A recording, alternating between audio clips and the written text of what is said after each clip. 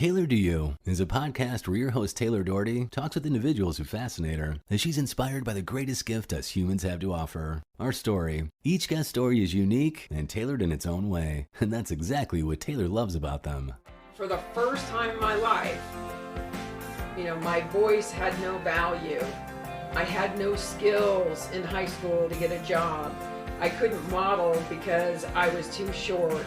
I couldn't become a clothing designer because I didn't have any talent. Like all those people telling me I couldn't do something. That was such a pivotal time where I'm like, you know what? I am tired of people telling me what I can't and cannot do in life.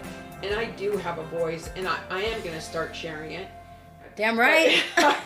This is your host, Taylor Doherty. I am just so damn excited for you all to listen to this episode, and I'm so happy that my next guest shared her truth.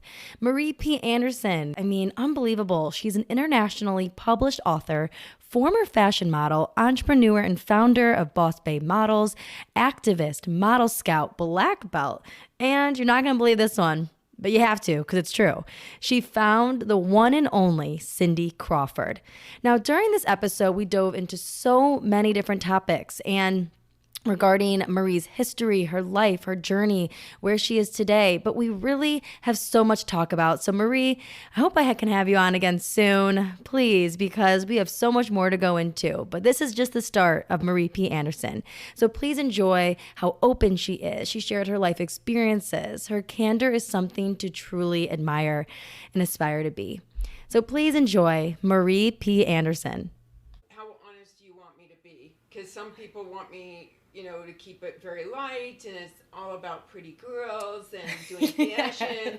And then I've got some people who are like, no, I want you to be authentic and very forthright about how you came to be who you are today.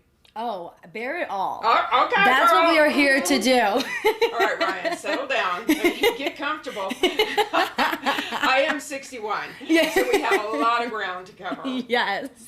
So by the time I was 12 years old, I was making my own clothes. I was making some of my girlfriend's clothes. Wow. And became obsessed. That's all I wanted to do. And then time would pass, but I would be then in high school, and I was homeless, living on food stamps, and I had no money to go to college. So I was applying to all these scholarships, and everybody kept rejecting me. And then I got one from an Atlanta school, an Atlanta college that I don't even know if is still in business. Now again, this is the middle 70s. Right. And I ran in to tell my home ec teacher that I had just gotten this scholarship to go to clothing design in Georgia. And she looked at me and she said, she looked at me like I was so pathetic. And she said, Marie, you'll never be a designer. You don't have any talent. Oh my gosh. So I gave up my scholarship. A little revenge. Revenge exactly. is through success. Mm-hmm. Well, also in my community of Cocoa Beach, Florida, as I was delusional thinking I was going to become this fashion designer, I was also trying to get a job, and nobody would hire me because I didn't have any skills. Like, how many teenagers have skills in Cocoa Beach, Florida in the 70s? Okay, there's Dairy Queen, right? So I was applying to Dairy Queen, and the guy didn't hire me because I didn't have enough ice cream experience. Wow. It was really random. So anyway, the point being is that all my friends were like, Marie, you're tall enough, why don't you try to go become a model? And I was like, no, I'm really ugly, and I'm fat, and whatever, all those things that girls tell themselves, that negative. Right, well, I would have never thought myself, being a model either. Also I am 5'3" or 5'4", but even if someone feels pretty on the inside or the outside, modeling is something that's so foreign in a way. Yeah. It's like, oh, I have to be a certain model to succeed. So I think a lot of girls feel that way. We didn't have social media back then. We only had a few magazines, and you just never talked about being a model back then. Mm-hmm. So flash forward, so I would muster up the only courage that I had, and I had been married. Oh wow! At what age? Which is a whole nother story. I was married. You have so many layers. Yes, I know. We're gonna have you on again. This is gonna be the first layer, and then we'll just keep pulling through. So I'm trying to keep it just what do you call, like the highlights, right? The cliff notes. I'm Right. trying to get to the cliff notes of my life story. So I would be a teenager, couldn't get a job, and so my friends were encouraging me to get a job as a model. So I mustered up all the courage I could, and I wore the only nice dress that I had. And it was a dress that my mother-in-law had bought me for my homecoming dinner with my Wow. husband. Oh my God. So what age were you at right now? What age did you get married? I'm so interested by this. I had just turned 16 when we got married. Wow. And between 16 and almost 18, that's when I got rejected by my home ec teacher. And then eventually I would get rejected by the local agent. Because when I went in with my only nice dress that I had, I went in and the lady looked, she didn't even let me sit down. She just had me standing in front of her desk, and she looked me up and down, and she said, with this stink face, she said, "You'll never be a model. You're too tall. 5'8" is too tall. And besides, who's going to hire a girl with green skin?" My skin is very olive in suntan skin. Like right now, you can't really see it. But the point is that I look very olive. I look very kind of... It was just a different look that they weren't exposed Yes. to yet, and now is the ideal look, Yes. which is Back kind of then- ironic. blonde hair, blue eyes. Right. Me, dark hair, dark skin, dark eyes. So it was more exotic. So I wasn't what she was looking for. You're always pushing the clearly. boundaries Yeah. from day one. I was completely devastated by her saying that I was too tall to be a model, so that was the end of my modeling career. Also too tall. Yeah, 5'8". That's And pretty funny. I would grow another inch and become 5'9". So whatever. So I would eventually graduate from high school, and this is June of 1976. And I know people listening to this is like, "God, you are so old, Marie." No, But I feel more like Yoda. Yes, like I'm an old sage or something. I accept my age. It's fine. I love because that I've learned. when we were emailing, you put in parentheses, "I'm 61." Yeah. Where were we? Yoda. High school. High school. Yes. Okay, so I would leave my husband January of 1976, essentially be homeless, live on food stamps, and by then I had a job. I was an administrative assistant at City Hall. Okay. So that got me through my last 6 months. I could graduate with my class, and then I had a brother who had come down from Chicago and had seen essentially the deplorable environment that I was living in. Well, I mean, you were homeless. Yeah. So he invited me to come to Chicago and live with him. So flash forward, I would come to Chicago, and my oldest brother, Bruce, would refer me to this employment agency, where then I would be 17, got a job working at the employment agency at the reception desk. And my boss at the time, Perry, was really more of a godfather than he really was a boss. And so as a result, for 3.5 years, I had this steady job working at People Incorporated. And Perry knew, so he would take me off the reception desk. He would make me the office manager. Then he would make me his personal assistant. And finally, he came to me one day and he said, "Marie, you've just outgrown this place. You really don't belong here anymore. Wow. I've got this amazing studio, fashion studio, where I want to send you for an interview." And I said, "Fashion studio, photographer? No, I don't want to go work for a fashion photographer. He's going to rape me when I walk in the door." Like, I was so terrified by the Right. I idea. mean, well, but that's also what was probably in the media at the time too, and what I know media wasn't as big with social media. You're saying like it is today, but those are the misconceptions sometimes Yes. people can have. Yes. So I didn't want to go interview, his name is Stan Malinowski. I didn't want to go interview with Stan because I was just intimidated. And he didn't want to interview with me because I was only 20. And my boss, Perry, being in the employment agency business, knew what he was doing. And Right. he said, He saw something in yes. you. So to Stan, Perry said, "Look, just interview the kid. If you don't like her, don't hire her." And to me, he said, "Marie, trust me. Just go in, interview. You're going to be fine."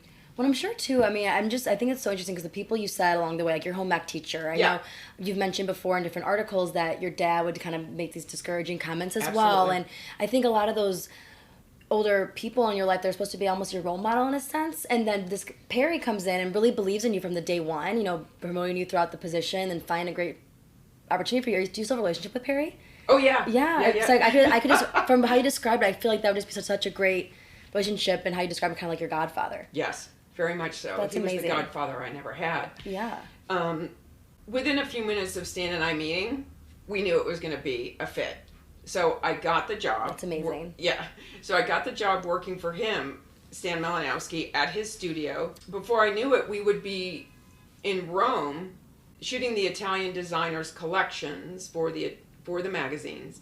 And I would be in the designer Valentino's atelier with him, with all the top models at the time, shooting the collections. And then we would go... that is... You're 20 years old. Yes! And just also, let's just rewind, think 2 years before then, you were homeless, food stamps, not really knowing what direction you wanted to go in your own life. And now you're looking around Valentino. I mean, that's unbelievable. It was crazy. Also, 20 years old, being in Rome. Yeah. You must have been a pinch yourself moment. Yeah. It was bizarre. All in good ways. So then we would go to New York and shoot a cover of Vogue. Okay? Again. Okay. And then... Vogue? Yeah. What? I've never heard of it. You kidding me? And then we'd come back to Chicago and shoot a week of Sears. So I got this crazy, unbelievable global education. And keep in mind now, when we were in Italy shooting, the women that the publisher had essentially booked were dark women. Models like, I don't know if you're old enough to know Beverly Johnson or Iman. Yes, I've heard of Iman. David Bowie's wife. Yes. Okay. Okay, amazing. Okay, she was a top model before she was David Did you meet Bowie's David wife. Bowie?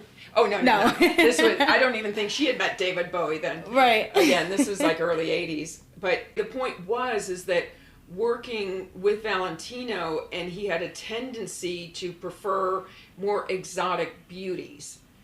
So that's really where I got my eye, which is going to become relevant in a few minutes.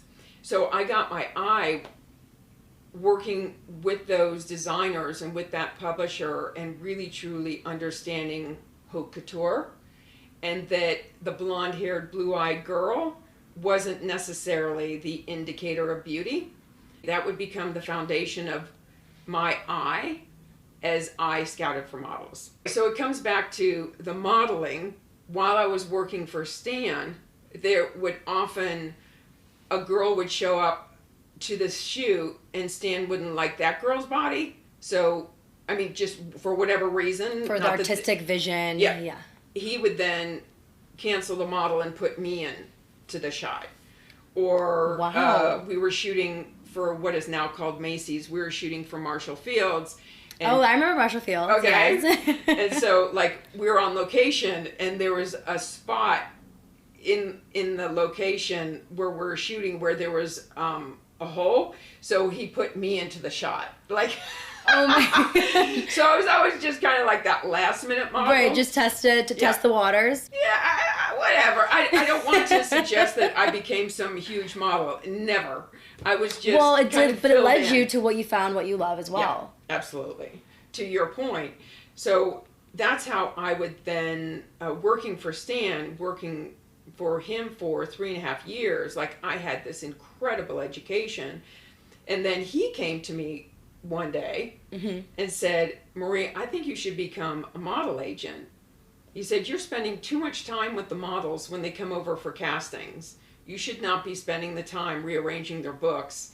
I'm paying you to be my studio manager, not an agent. I'm like, oh, that's a really good point. So you just kind of loved that from the beginning, and that's like what you were gravitated towards. So that's interesting. So understanding that Stan was being like a godfather to me, like really kind of ushering me into a different life. So I called a woman by the name of Jane Stewart, who had a tiny little agency, Stewart Talent, and that, I think it was only like about a 600 square foot agency at that time. This is all in Chicago. This is all in Chicago, and it was over on Hubbard Street then.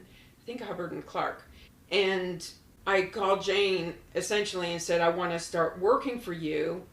And what was significant is that I had already been working with her because I had already been booking her models. Okay, so we already you're had, familiar. Yeah, we already had an established relationship. So essentially she said, well, when do you want to start? I mean, it was that quick. It was within a few months of working for Jane Stewart that I would then discover Cindy Crawford, who was... Which we got to get into that. Yeah. Who was in The Makeup Artist. His name is George Statner. He's since changed his name. But his name was George Statner, and I saw a photograph of a test that he had done with the photographer Scott Weimer. And that's how I found Cindy, was inside of George's book. I just happened to see her in his book, and I said, oh my God, who is this? And he said, oh, she's a high school girl out in the suburbs. She's been rejected by all the agencies because of that beauty mark on her face. And I said, I love that beauty mark. Right. So I don't care. And so it was about a year later that Jane Stewart would merge with John Casablancas out of New York. And Stewart Talent would divide itself. So Stewart Talent remained the on-camera voiceover, the artist division that booked hair and makeup and wardrobe stylists, and some other things in there. I mean, there's so many elements. And then the fashion division became Elite Chicago. And so I would go from being the booker to the director to the vice president. And then when I was the vice president, I wrote my first book that was published worldwide on how to become a model. And Cindy Crawford was on the cover of that.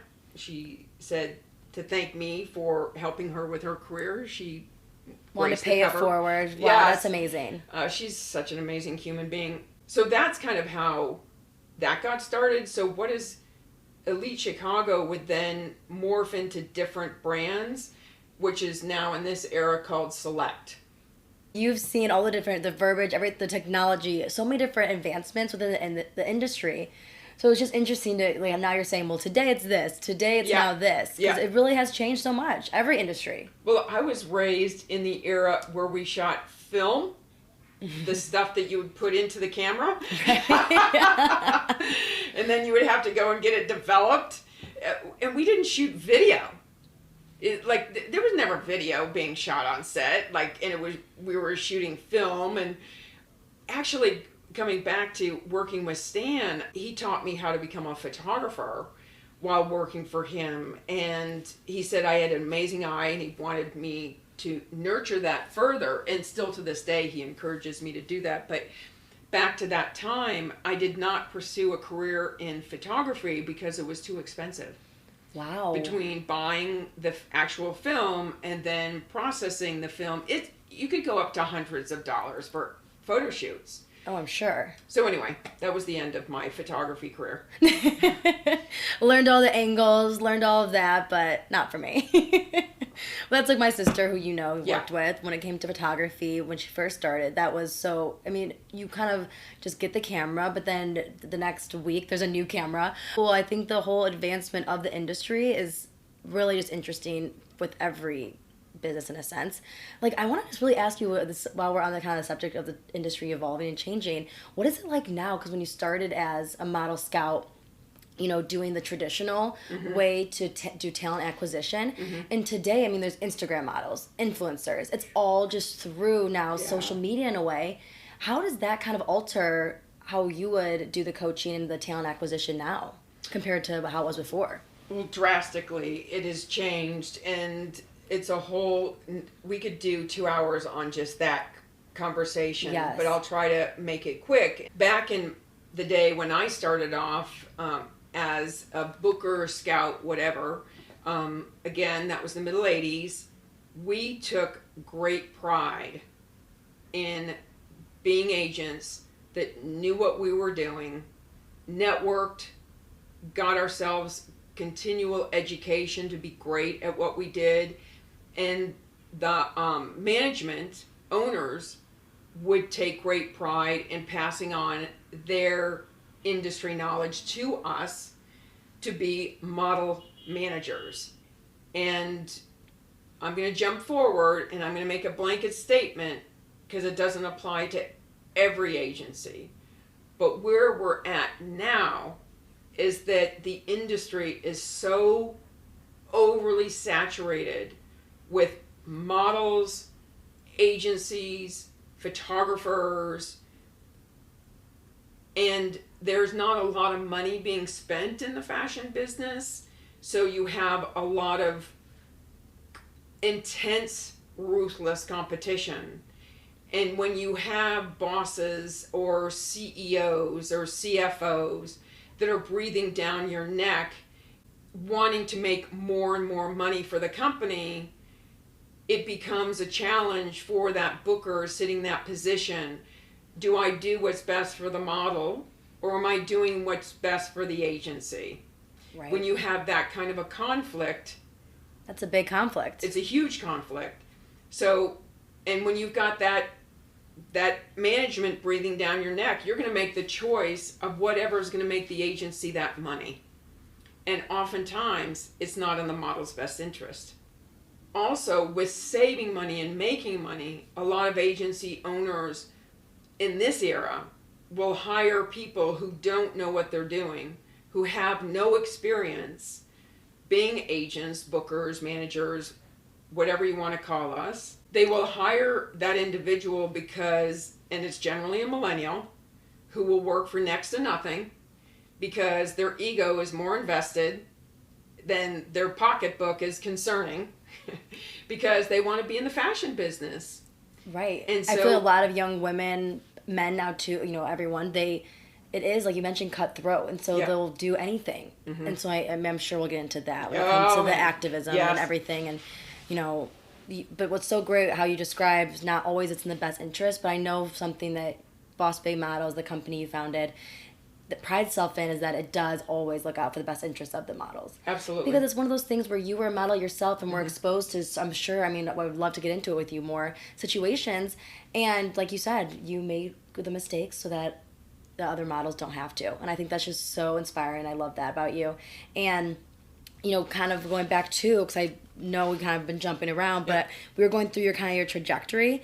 And so then you said you wrote and published your first book, and Cindy Crawford was Grace the cover. Yeah. Beautiful. I do want to go back a little more into Cindy Crawford and how you found her. So I know you mentioned it was one of the Stan's books, so you able to see her. What was it, Stan's book? Or George Statner. The makeup okay. artist I Yes. was interviewing. So one of his books. And so what was the it factor about her? Because I always wonder, I hear these stories about actresses or models, they're walking down the street. And, I remember when I was younger, I was watching True Hollywood Story. Yeah. And I would think, oh, God, am I going to walk down the street and someone's going to be like, oh, let's do something with you. Let's do this. And, that never happened for me. But I'm just thinking, I'm wondering if that is sometimes how it can go. And Yes. like what the it factor is for not only Cindy Crawford, but other models you seek out, and what about them attracts them to you. Well, keep in mind, beauty is subjective. So Cindy had attempted to be a model in Chicago, but never got signed. Other people didn't see what I saw. So every agent is going to look at somebody's beauty and see something differently. The other agencies didn't see a financial windfall. I saw a mega windfall. But also the advantage I had was working in Rome with those designers and seeing the darker kind of exotic girls that were being booked. So for me, it was a natural transition for me as a scout / booker to find this dark beauty inside of this portfolio that didn't look like anybody else. And around that time, there was a very, very successful model. Well, back in the day, it was for a minute a supermodel. Her name is Gia. She would be literally a Vogue cover girl. She was with Wilhelmina, and unfortunately, she was a heroin addict, would contract AIDS, and die. And so that timing with Cindy coming into the business, she was kind of called like a baby Gia. So our culture in America was starting to embrace a darker girl, which a very significant influence was John Casablancas opening up Elite here in America in the 80s. So keeping in mind, going back before you were born, so we had Eileen for agency owner, and then you had John Casablancas, who liked the darker, more exotic girls. Kind of breaking those barriers. Yes.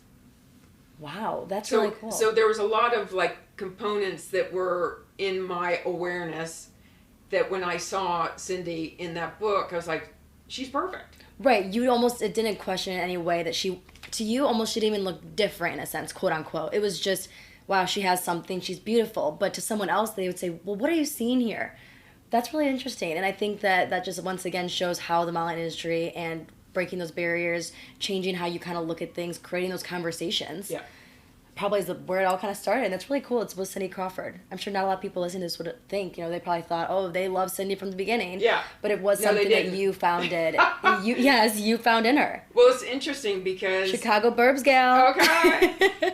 So even in the beginning, there were clients that wouldn't book her because they did not get her beauty. She has dark circles, naturally dark circles underneath her eyes. She had that beauty mark. She was just different. Again, the blonde-haired thing was kind of the mentality of America in the very beginning. But what made the huge difference, there were two photographers here in Chicago, one by the name of Bob Frame that had shot her, and then Victor Skrybneski, who was like Stan Malinowski. So here in Chicago, we had two top fashion photographers, Stan Malinowski, Victor Skrybneski. Victor is the one that once he started working with Cindy, he took her under his wing, and he was really the direct influence in changing the trajectory of her career, because then Chicago started to get a sense of, oh, well, if Victor's booking her, then I'll book her. Right. There's always got to be a leader. Yeah. There's one in the group that's going to set the tone. The funny thing is that as time would pass, I get lost in time, so I don't know if it was a year or 2 years, but with the elite look of the year competition, Cindy would be in that competition, but she did not win the event. But Wow. she would go on to be the biggest model that Elite ever had. And arguably... Of the world, yes. right? So the point is that even the elite hierarchy didn't see Cindy as the girl to choose to win their competition. So beauty is subjective, and also it's And that's really important to kind of realize and know. Yeah. That it's subjective, and what everyone sees is just anything in life. Everyone has different opinions and can see things in different ways through different lenses. So that's really just interesting that you saw that in her. Mm-hmm. And I'm sure she can attribute a lot of her, well, she does, her career to you for, taking that, what you thought was right also, and finding that in her. That's just so interesting. So then, okay, so the whole Cindy Crawford thing, is just, we could, I think, go on forever about, and I'm sure you get asked that so much. Yes, I do. So I also want to go into more things you're doing, but... What I love is when people call me a liar. Oh, really? So Yeah. people don't think that you did? No. Yeah. Oh, I'm like, well, really? You I can don't like think what that. you think. But at the end of the day, now, if you go into Cindy's coffee table book that she produced, I think maybe 2 or 3 years ago, called Becoming Cindy, in there is a little paragraph where she acknowledged me as the one that discovered her and started her career. Well, there So, you like, have it. okay. That is, yes. Right there, that just says it. The actual model is confirming the truth. Yeah. But when it comes to the truth, too, I know you talk about there's certain people who can't handle the truth. Yes. And it's like when it comes to modeling in general and just the industry and the things that do come up in the conversations, I'm sure there's agents and, different people who are higher up who aren't working every day with the models and so they don't want to necessarily believe it or see it. Are you just honest and you just say, Yeah. this is what's happening? Listen to me. Well, I have on my little speaking reel on my Marie P. Anderson website, I have a little clip, and this was probably before y'all were born too. There's a little clip from the movie A Few Good Men, in which it's Jack Nicholson is on the witness stand, and then Tom Cruise is the attorney trying to badger Jack Nicholson, and Tom Cruise goes, I want the truth. Jack Nicholson says, you can't handle the truth. Right. That's how I feel like when I'm having conversations with people. It's like, you say you want to hear the truth, but then when I share the truth, you deny it to be true. So why am I even talking to you? So it's like you actually don't want to hear what I have to say at the end of the day. Yeah, you don't. I mean, that I can imagine why you would get frustrated and come off, and you could resonate with Jack Nicholson's character in that moment because his blood's boiling. Yes. I'm sure that's how you feel in those situations. I've been talking about the hostile work environments and the sexual impropriety of the modeling business since 1990.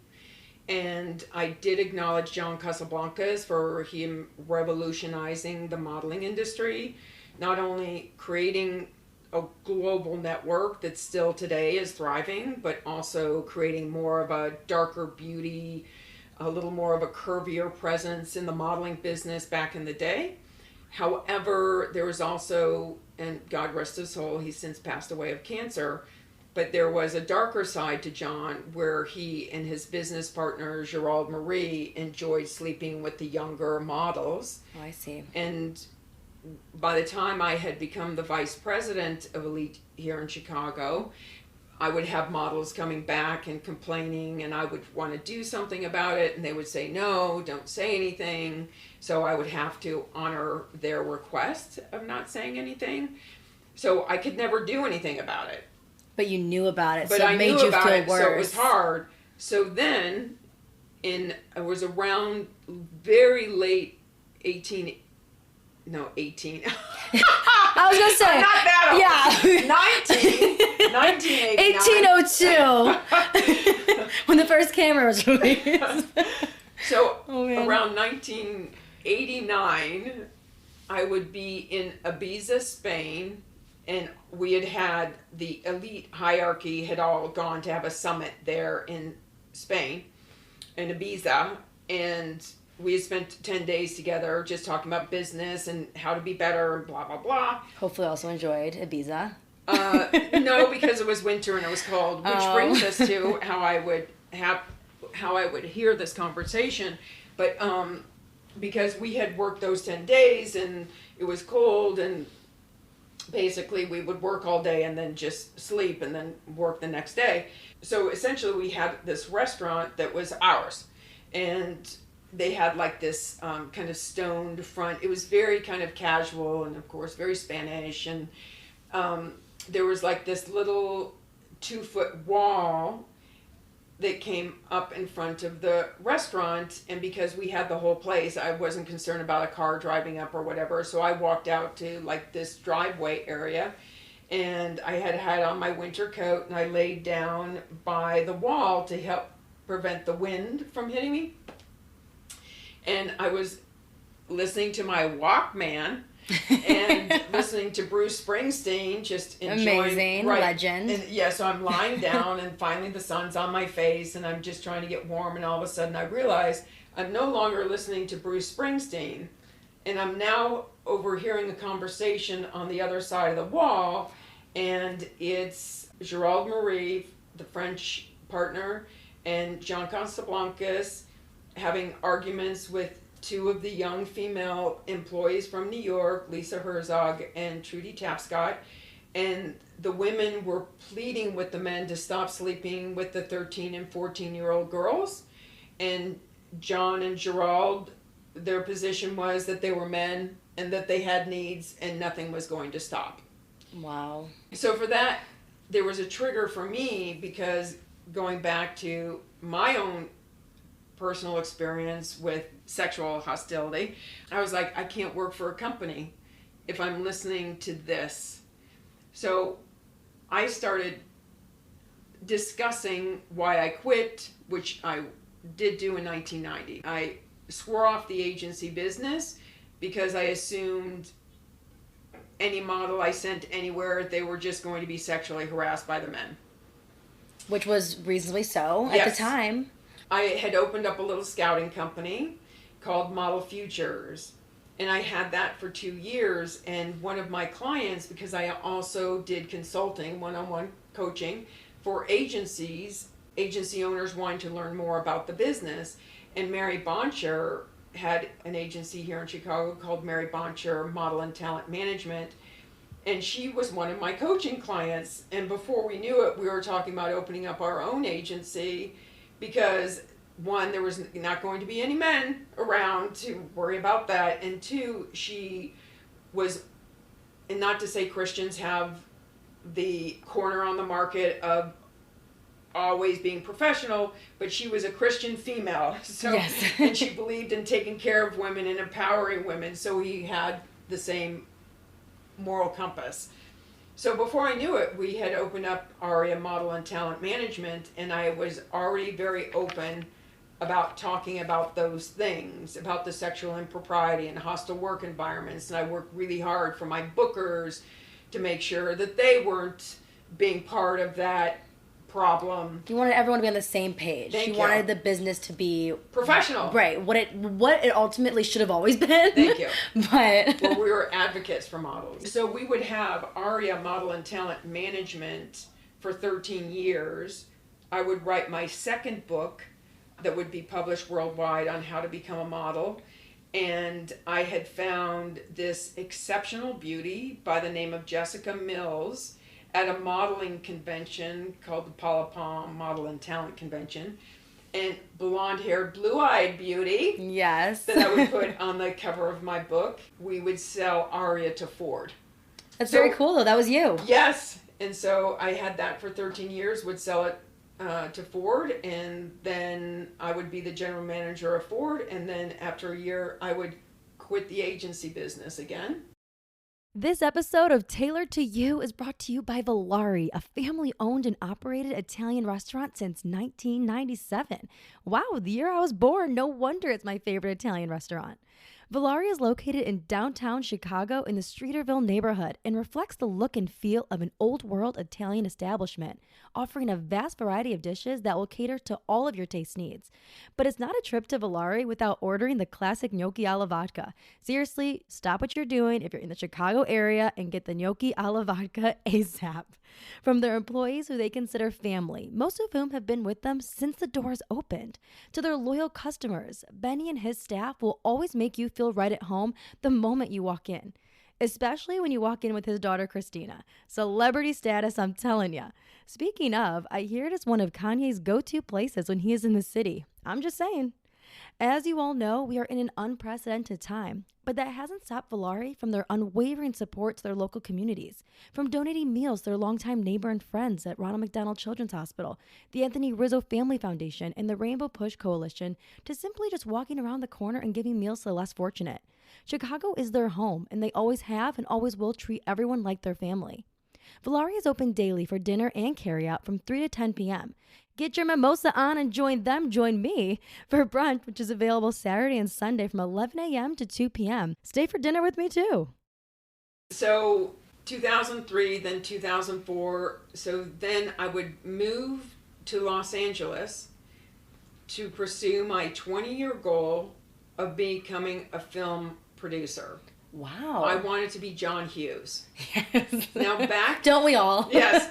So back in the 80s, I was going, when I was the vice president of Elite Chicago, I was writing my first book, and I was also going to Columbia College at night studying film production. I opened up my own brick and mortar film production company called Anderson Kutzman Films, and I would realize I was delusional because what you learn in the 80s on a Bolex camera and what you're dealing with in 2004 in Los Angeles with video editing and things being digital, it was a whole nother world. I had no business being there. But I did realize my goal. It took me 20 years. I moved to Los Angeles. I did become the producer. I had a legitimate corporation, only to realize I had no business doing what I was doing. But I was smart enough to go, okay, it's time to stop now. Exactly. I think that's so amazing, too, that you did that, because today, if you hadn't made that step, you'd always be thinking, wow, I wish I would have done the film thing I always thought about. So then you got to at least, see it, realize it wasn't for you. But that's really cool. I mean, wow, the fact that you went over to LA and created a company, I feel like you can just snap and you have something in front of you. Well, in theory you can, but then there's the consequences. Like you learn in martial arts, from every action there's a reaction. We'll get into that in a minute. Oh yes, black belt over here. But the significance also in me moving to LA was I had only been sober for a year. And what that means is that when you become sober, you have to learn to think differently. Like whatever kind of chaos you had in your delusional previous life, you have to start becoming accountable for in a sober life. And being in West Hollywood, living in West Hollywood, having my company in West Hollywood, I was being triggered and exposed to too much cray-cray. And I was going to relapse. And so I only lasted a year in Los Angeles. Another thing in martial arts, you learn about tapping out. Like when you're like in a chokehold or something, you're like, okay, I'm tapping out. Tap out. I quit fighting. Yes. So I had to tap out of LA. Well, that's another strong, I feel like, pivotal moment for you to realize, remove myself from the situation. Yeah. If it's not the best for me. So I moved to Scottsdale, Arizona. Very different. Yes, drastically. I had a friend in the fashion business, Robert Black. He had, at the time I was selling my Aria to Ford, he was selling his Ford, Robert Black, to his former model, Cherie. So we were kind of like retiring from the agency business at the same time. So while I was in Los Angeles, Robert was in the process of building this healing center called I Am the Center in downtown Tempe. And he was telling me all about this amazing motivational speaker, Austin Vickers. And he said, Marie, why don't you come, move to Scottsdale and, you could have an office inside of our healing center in the loft and, just kind of figure out what you want to be and what you want to do. Wow. Okay. Great guy. I like Right? Robert. Yeah, Robert's awesome. Yeah. To this day, he's still a very dear friend of mine. And so I moved to Scottsdale and I would open up my office inside of their Tempe facility that was just opening. And I would start working very closely with Austin as like a life coach. And I started learning a lot more about quantum physics. I don't know if you know that, but it's essentially the power of attraction. Like what you think is what what you focus on is what you're going to bring into your life. Well, I'm all about what you put out into the universe comes back to you. So I don't try to say anything negative in the world because I'm like, okay, I don't want that to come back to me. But that's true. That's amazing. So there actually is a movie that was made called The Secret. Again, before you were born. I'll have to write it down. It's a really good movie, just kind of explaining quantum physics and how it works. And working with Austin was a life changer in a really positive way.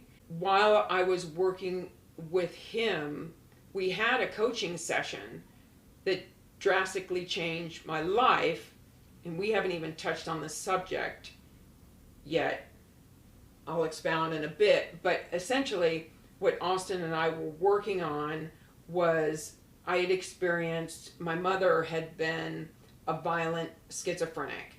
So she was fully functional, but she was a violent schizophrenic. So I grew up in a very hostile family life. Wow. And I also started experiencing sexual impropriety as a 6-year-old. And so I would get molested and eventually raped, and I had a great deal of trauma, all starting in childhood. And so when I was working with Austin, he did this visualization exercise with me that would completely change my perception of my life experiences. And the exercise that we had done together, he said, Marie, you're a very spiritual person. So what I want to talk to you about, you have to be able to understand this one concept before we can do this creative exercise. I said, fine. And he said, you have to truly believe that before you were even born, you were just an entity in the world of energy, right? But you had a discussion with the universe to discuss what you would accept in your life from the universe.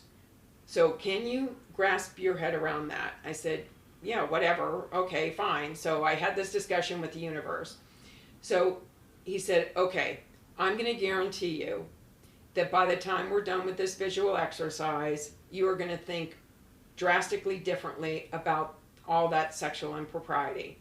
I'm like, bring it on, Austin. You're like, please. Yeah, this awful awful feeling, does not feel good, and I've been carrying it around, so let it come on, let's do this exercise. Right, you're willing to take almost any advice to see if it can change your view on that. Austin says, okay, I want you to close your eyes, and I want you to see yourself, and we are together inside of a museum.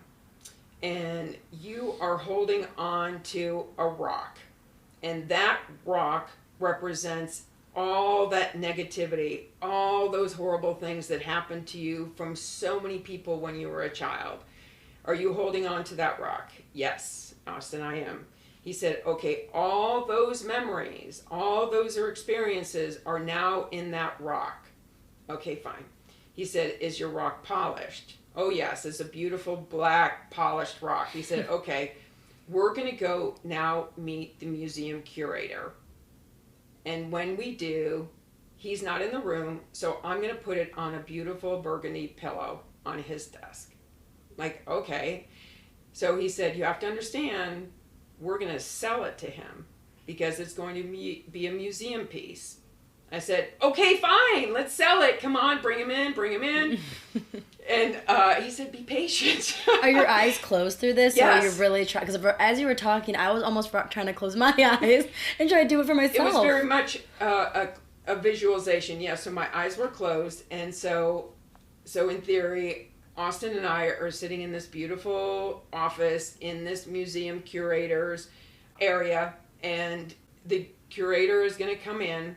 And Austin says he's going to be ready to write the check because he is going to write a check for how many gazillions of dollars that you want to sell those memories to and for. So how much do you want? I said, okay, $10 million. He said, okay, we're going to sell that polished stone for $10 million.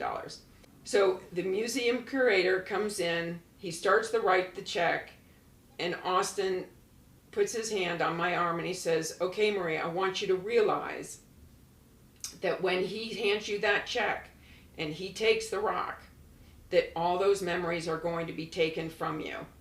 I said, okay. He said, so I just have one question. Do you realize that when you sell that stone back to or over to the museum curator, that those memories are now going to be sent and given to other children? Wow. So, are you ready to sell that rock and give those memories away to force other children to have had those experiences instead of you? I said, shut up. I didn't think that's where this was going to go. Yeah.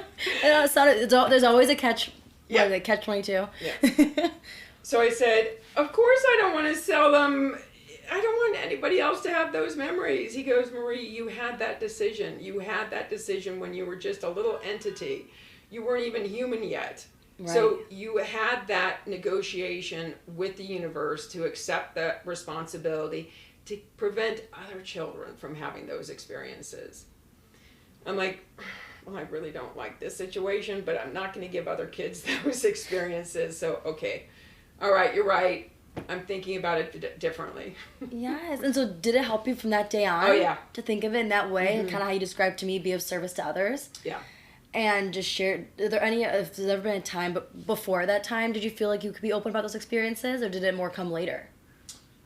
Well, I had been in psychotherapy since I was 10 years old because I was a mess. But and what most people don't understand is that sugar can be an addiction. And when I was 6 years old and already starting to experience sexual impropriety by multiple people, I went to sugar because that was the only substance that I had access to, right? And between being beaten by my mother and being the baby of 5 and then the crap rolling downhill to being the baby where, you know, the older person gets crap, so they deal it to the other kid and the other kid and the other kid, so I'm the one that receives the bulk of everything running downhill because they were experiencing the same kind of insanity that I was for the most part. not so much the sexual part, but the hostile biological home life with my mother and her crazy. But I started drinking when I was about 8 or 9 because my parents would have like cocktail parties. And so I could I was going to go, oh, let me go help mommy. Oh, wow. Oh, my goodness. So I'd go around and be drinking while I was cleaning up the house. But I had my first full-on drunk by the time I was 10. And then it was pot by the time I was 13.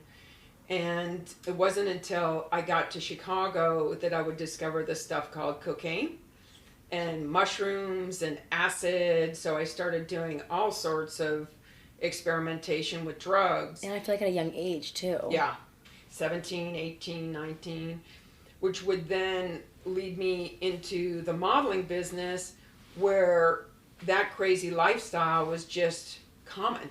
Almost accepted. And not only accepted, but expected. Wow.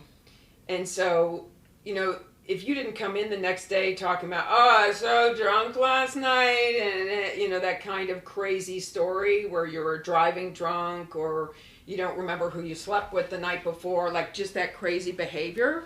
If you weren't doing that, there was something wrong with you. And so, That's so I did wild. not understand. And also, I'm sure people were under the age of 21. Oh. And they just like, oh, wow, funny story. Well, part of that backstory, so if you could keep in mind all that kind of dysfunctional life that I had before I moved to Chicago, and having been a teenage bride and being a survivor of domestic violence. My husband was very abusive, physically and verbally abusive of me. So finally, when I would come to Chicago, and I would get that first job working at the employment agency, People Incorporated, I didn't have any money, and I was desperate. And there's a bar here called PS Chicago. Wrong bar. There is a bar called Mother's. Okay, yes, and it's on I've heard of Division. Mother's. And so I was doing wet T-shirt contests at Mother's to get money. And my boss, Perry, had found out that I was doing those wet T-shirt competitions. And he brought me into his office and sat me down, and I thought he was going to just turn purple. He was so mad at me for doing those contests. I said, you don't understand. I'm making money. He goes, but you don't understand, kid. You're a star. Wow. And you are not behaving like a star. And the way you're behaving is not healthy for you. So I'm telling you, I don't want you in that bar ever again. And I don't want you to ever do any one of those competitions because you're not presenting yourself to be who you could be. Like, he did everything he could to make sure that my behavior, that he was putting me on a path that was so much better for me that I could have ever thought for myself. Like, that's amazing. He was that committed. And still to this day, I still keep in touch with him because that's how important he was to me. So he was my advocate, right? Stan was my advocate in getting me into becoming a booker. I did not have a lot of advocacy throughout the majority of my life, but the ones that I did have were so significant and empowering. I started to realize as I got older that I wanted to do for other people what people had done for me. So I left my husband. It was January of 1976. It was like 1 o'clock in the morning. I ran out only with my flip-flops, my jean skirt, and my little tank top. Now keep in mind, Cocoa Beach, Florida in January is not like January in Chicago. It was chilly, but it wasn't like winter in Chicago. So anyway, the point is he had taken a frying pan up to the side of my head, and I was so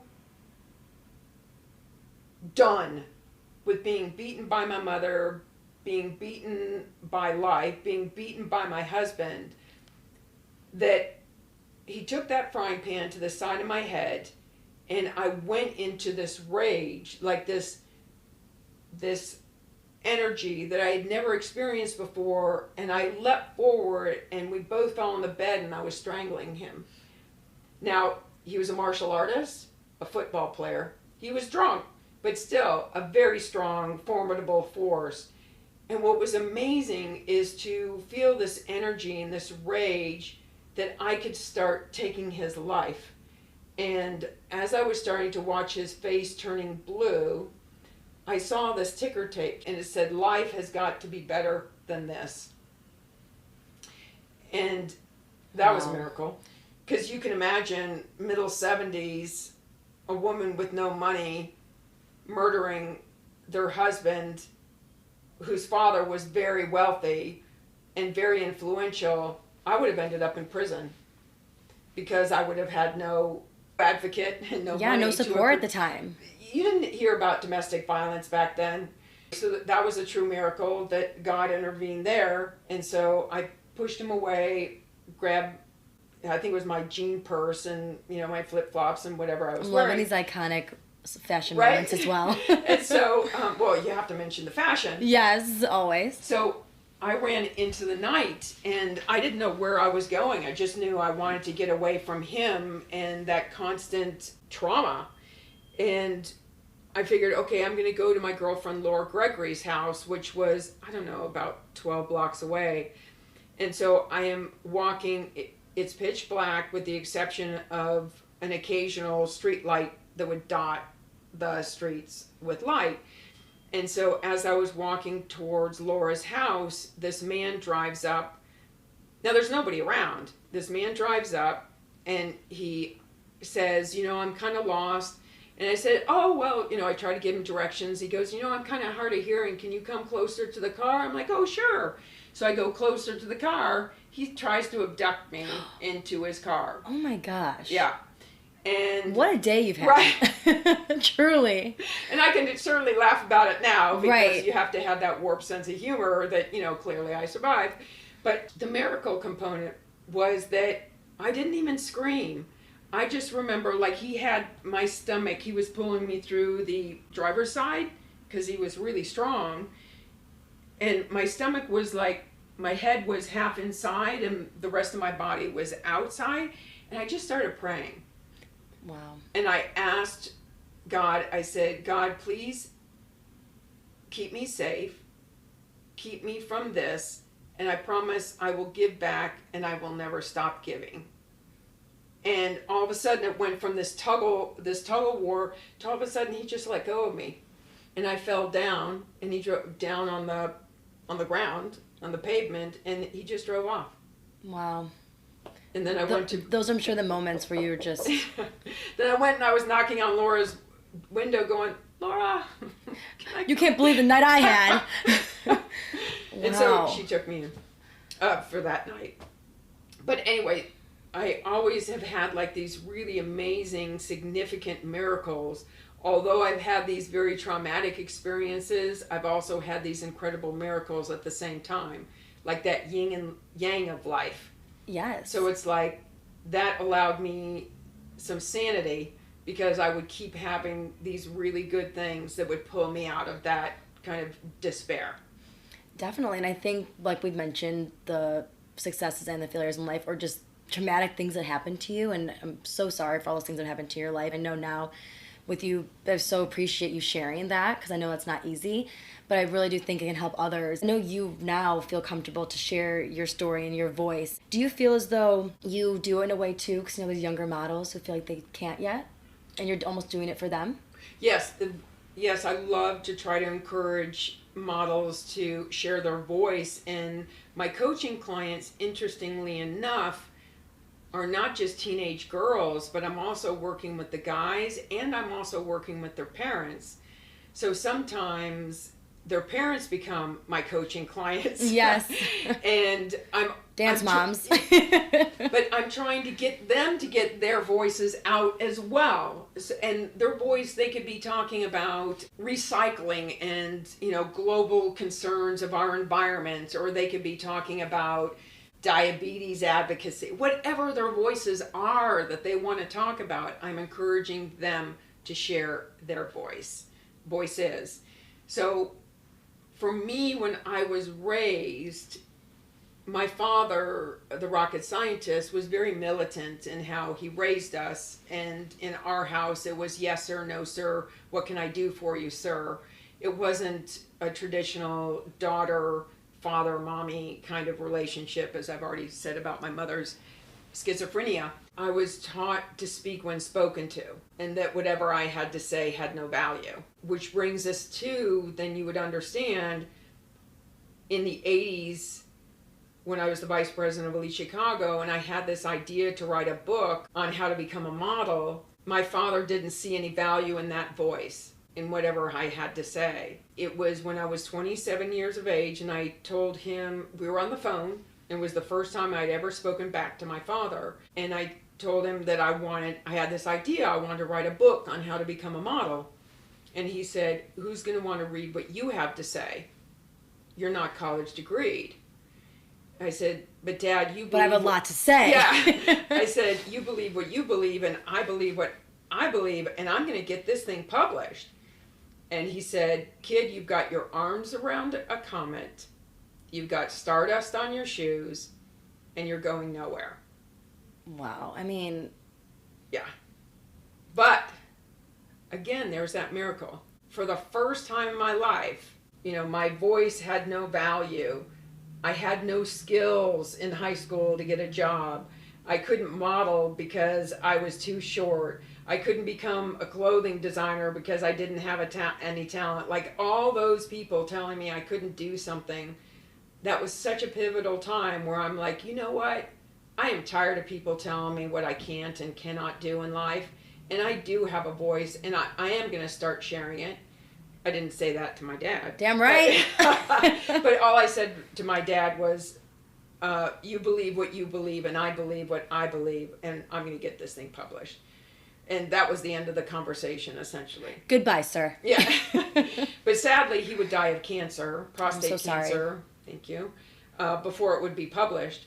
But even after he had died, in the darkest hours when it did not look like I was going to get it published, I would remember my father saying it wouldn't be done. And I was like, no more. This needs to be done. Yes. I don't care what you have to say. I know differently.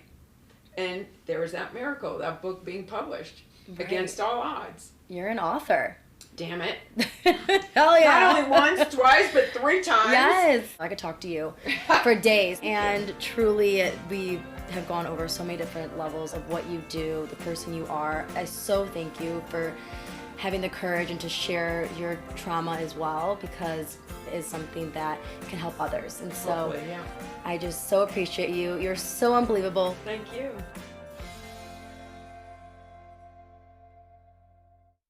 Where you going? It's your girl Taylor. I'm back. Thank you for listening to this episode, and I hope you enjoyed it as much as I did. I know you want more, so subscribe to the Tailored to You podcast wherever you listen to podcasts. I also encourage you to make this podcast tailored to you. Visit t2upodcast.com to submit your questions, topics of interest, types of guests, really anything. Just say hi to me. And I hope even your own story, because I'm eager to hear and share it. Let's have some fun. We'll talk soon.